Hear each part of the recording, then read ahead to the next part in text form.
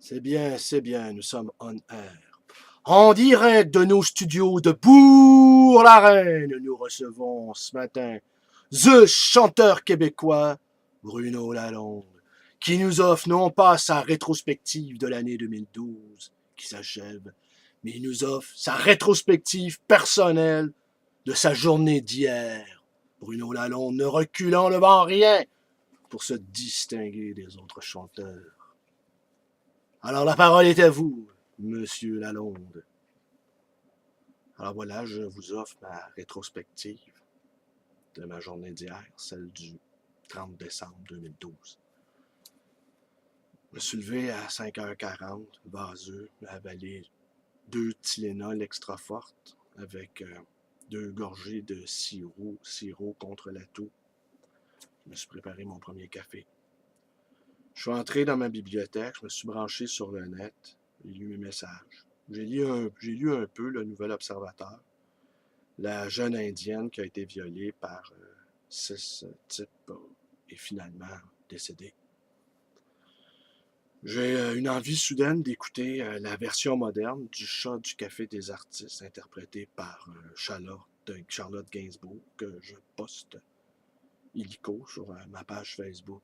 Ah, elle est très bien, cette interprétation de Charlotte, oui, oui, je vous la recommande. Ému par un sentiment pédagogique qui m'honore, je poste l'original, celle de Jean-Pierre Ferland, en me disant que mes amis européens ne la connaissent sans doute pas. Finalement, les 2 chansons obtiennent chacune 3 clics. J'aime. L'esprit un peu lugubre, mais néanmoins festif, j'écoute en boucle Bye Bye Life, la fameuse finale de All That Jazz. Ouais, ouais, un peu ringard ce truc quand même, non Bruno Lalonde? Ouais, c'est vrai. Là, il est 9h du matin, la matinée s'étire, toujours léthargique, je manque d'entrain. Voici 3 jours que la grippe m'a grippé, mon cerveau commence à ressembler à du jello. Il n'y a pas à dire, je suis pas fait pour pas travailler. Lydia se réveille et se prépare à aller travailler à la librairie. Elle me dit qu'elle espère qu'ils auront déblayé la rue Swale.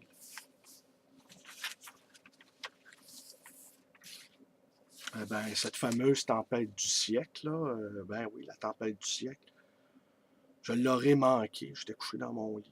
Je prends mon bain, mais je me rase pas. Je ramasse un livre qui traîne dans ma bibliothèque, un livre sur le bonheur. Je m'en étais porté à acquéreur, intéressé par Daniel Kahneman, qui a remporté le prix Nobel d'économie en 2002 pour ses travaux en psychologie comportementale. Si vous permettez, je vais vous en résumer ici quelques-uns de ces grandes lignes. Allez, allez, allez, faites donc, monsieur Lalonde, allez, faites donc.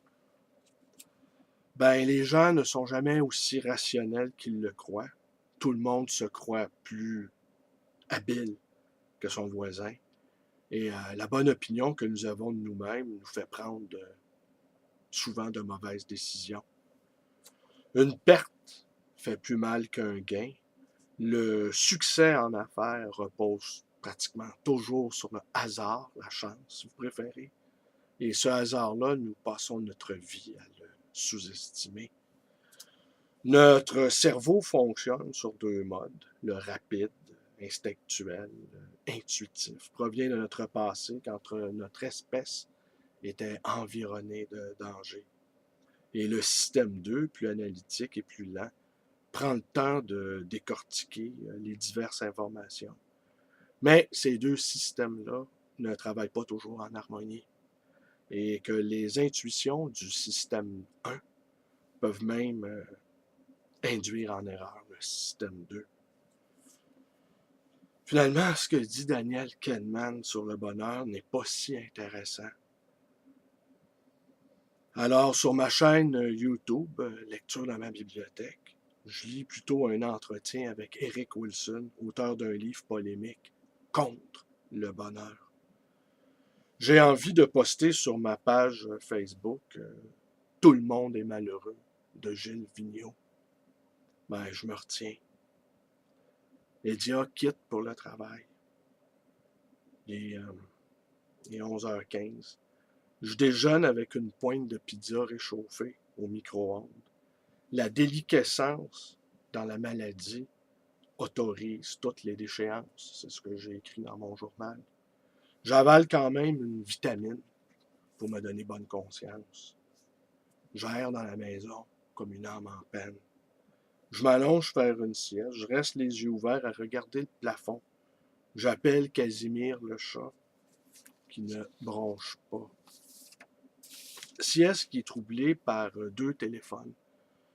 Celui de Gaston, qui remercie Edia de s'être occupé de ses trois chats et qui nous conseille la pizza du Palais Montcalm suite au coup de téléphone de la veille, lui demandant conseil. Nous étions face à un dilemme assez douloureux. Laquelle des deux pizzas était la meilleure? Celle du restaurant Palais Montcalm ou celle de la Fayette? J'avale deux autres Tylenol et j'avale d'une traite le reste du sirop. Ouais, poursuivez, monsieur Lalonde. Ah, excusez-moi, je vais être assoupi, je me suis couché tard hier soir. Ben là, plus tard, là, j'ai oublié de noter l'heure, j'ouvre la radio. Obama blâme les républicains pour ce qui semble être un échec des négociations pour éviter la falaise fiscale. Je pense à part moi que nous sommes tous devenus des homo economicus. Nous respirons au rythme de la bourse et Kahneman nous dit que des singes, en investissant au hasard, feraient mieux que ces foutus traders. La chef autochtone poursuit sa grève de la faim et Stephen Harper fait la sourde oreille. Elle se dit prête à mourir. Quant à moi, je péris d'ennui dans mon lit. C'est pas drôle d'être malade. Là, je lis 16 heures. 16 heures, oui.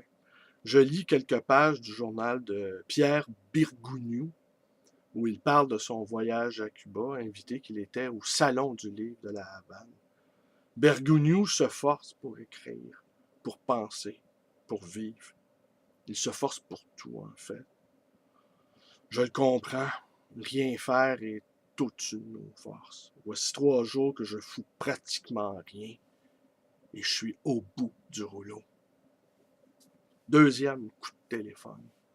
Georges Raby, qui se demande s'il est bien chez moi puisque mon répondeur utilise l'anglais. Néanmoins, il m'annonce le décès de l'écrivain et éditeur Jean Leduc, des éditions QQ. QQ pour Culture québécoise.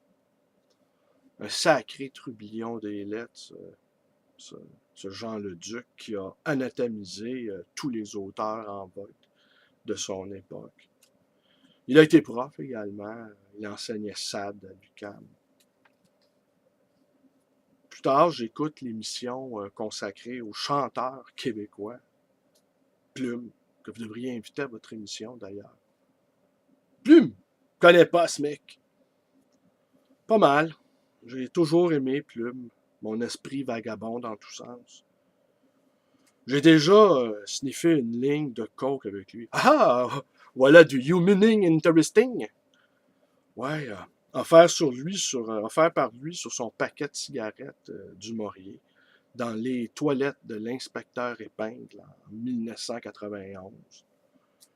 Plume traînait tout seul dans ce bar. Moi, je savais pas trop ce que j'y faisais.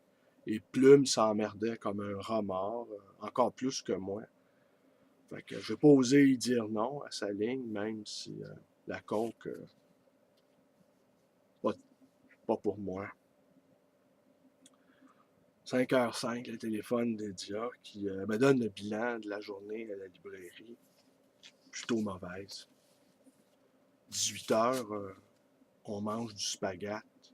19h, je commence à rédiger cette rétrospective de la journée assez ennuyeuse du 30 décembre 2012, parce que demain, je suis invité dans ce fameux studio de Bourg-la-Reine à débuter ma journée.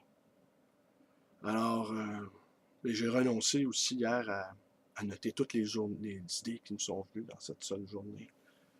Parce que j'en ai pensé, malgré tout, un paquet d'affaires.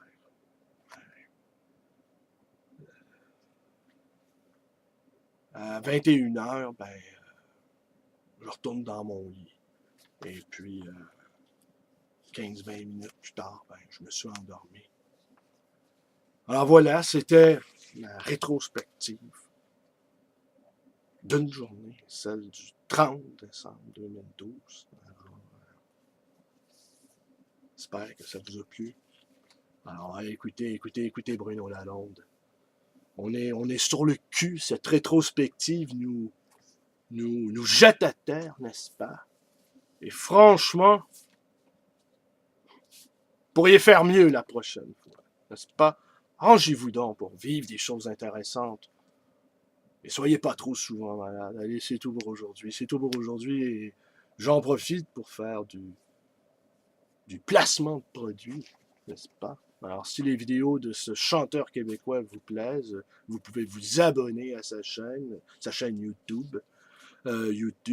Vous pouvez également devenir un ami, un pote Facebook en vous joignant à sa page, la page de Bruno Lalonde, le chanteur québécois.